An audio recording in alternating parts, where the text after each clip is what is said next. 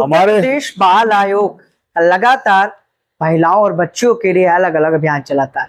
आज इन सबको लेकर राजधानी लखनऊ के वन स्टॉप सेंटर में एक अहम प्रेस कॉन्फ्रेंस बुलाई गई, जिसमें बात करने के लिए हमारे साथ राज्य मंत्री शर्मा जी हैं। शर्मा जी, किस तरह से अभियान चलाया जा रहा है, क्या कुछ खास किया जा रहा है, क्या अलग किया जा रहा है, क्योंकि तमाम अभियान पहले से ही आप लोग कहीं ना कहीं चला, अब क्या कुछ खास देखने को मिलेगा?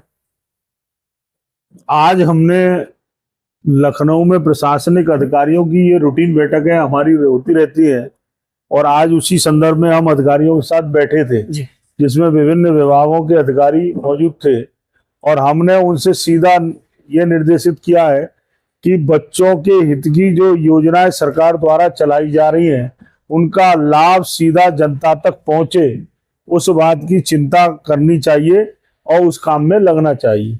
दूसरा, हमारी जो योजना चल रही है, नारकोटिक्स विभाग और राज्य बाल अधिकार संरक्षण आयोग उत्तर प्रदेश दोनों का ज्वाइंट एक्शन प्लान है एक युक्त नशे के विरुद्ध, और उसके लिए हमने गाइडलाइन भी दी है। विद्यालय के सराउंडिंग 100 मीटर तक कोई भी पान, बीड़ी, सिगरेट, गुटखा की दुकान नहीं होनी चाहिए।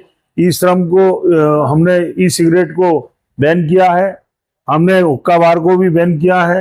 अच्छा सर, अगर मान लीजिए जैसे कि हम देखते हैं कि पान की गुमटी, टपरी कहीं ना कहीं आसपास ही होती है सब, तो अगर मिलती है तो किस तरह का एक्शन या क्या कार्रवाई होगी कि कहीं ना कहीं इस तरह के कृत्य करने वालों को एक डर या वो? धारा 77 और 78 के अंतर्गत हेड ऑफ द इंस्टीट्यूशन को ये राइट है, अगर कहीं भी इस तरह की दुकान पाई जाती है तो वो उसकी लिखित शिकायत कर सकता है। ठीक है। और दूसरा, हमारी एसडीपीओ, हमारी एएसटीयू और हमारी पुलिस, हमारी चाइल्ड लाइन इनकी निगरानी रखे हुए, अगर जहाँ भी होती है उसकी शिकायत होती है और उसको वहां से हटाया जाता है। अच्छा सर, देखते हैं कि नाबालिग बच्चे आजकल शराब की दुकानों पर होते हैं, इसके लिए क्या कुछ खास करने वाले हैं? इसके लिए हमने स्पष्ट गाइडलाइन में कहा है कि 21 वर्ष से नीचे के बच्चे शराब ना खरीदें। उसके लिए हमने आबकारी की दुकानों पर कैमरे लगाए और स्लोगन लगाया है, क्योंकि बाल आयोग का काम है जागरूकता फैलाने का। हम समाज में जागरूकता जितनी फैलाएंगे, और मैं बच्चों के पेरेंट्स से भी आग्रह करता हूं कि वह अपने बच्चों पर निगरानी रखें, जिससे बच्चे पढ़ें, बच्चे आगे बढ़ें और बच्चों के चेहरे की मुस्कान बने और बच्चे प्रदेश का नाम करके देश का नाम करें। कुछ और अभियान नए सिरे से शुरू किया जा रहा है? सुन रहे कहीं ना कहीं महिलाओं पर बढ़ते अत्याचार के लिए तो काम कर ही रहे थे आप लोग। बाल संरक्षण को लेकर अभी जो बच्चे हैं जो भिक्षा मांग रहे हैं, सड़कों पर है, उनके लिए क्या कुछ खास है सर? हमने भिक्षा को शिक्षा से जोड़ने का काम किया है और जो बच्चे भिक्षावृत्ति में रेस्क्यू किए जाते हैं उन बच्चों को हम शिक्षा से जोड़ रहे हैं।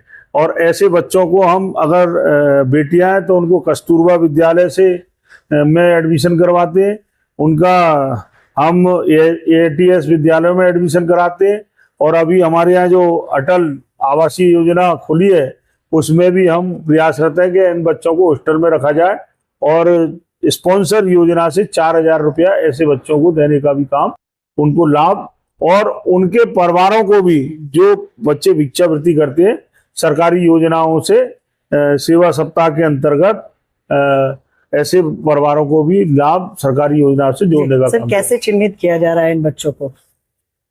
अभी ये हमारी जो चाइल्ड लाइन है, हमारी वन स्टॉप सेंटर है, हमारी एसटीयू है, हमारी सीडब्ल्यूसी है, ये सब लोग पूरी निगरानी रखते हैं और हमारे बाल आयोग के सभी सदस्य हमारे साथ मिलकर सब निगरानी रखते हैं और ऐसे बच्चे चिन्हित होते हैं। ऐसे समाज कल्याण विभाग इसका नोडल अधिकारी है और हम सब इसको चिन्हित करके ऐसे बच्चों को जब चिन्हित हो जाते हैं तो ऐसे बच्चों को सरकार की योजनाओं का लाभ हम दिलाते हैं। के लिए सर बहुत बहुत धन्यवाद हमसे बात करने के। ये थे हमारे साथ राज्य मंत्री शर्मा जी, जिन्होंने साफ तौर पर कहा कि बाल आयोग कहीं ना कहीं बच्चों के संरक्षण के लिए काम कर रहा है और अलग अलग तरह की मुहिम और अभियान चला रहा है। इन सब के बीच शराब को लेकर एक बड़ी मुहिम है, कहीं ना कहीं आबकारी विभाग द्वारा कैमरे लगवाए गए कि अब नाबालिग बच्चे शराब नहीं खरीद पाएंगे। देखते हैं ये अभियान कितना कारगर होगा। सहयोगी भरत के साथ में लखनऊ से।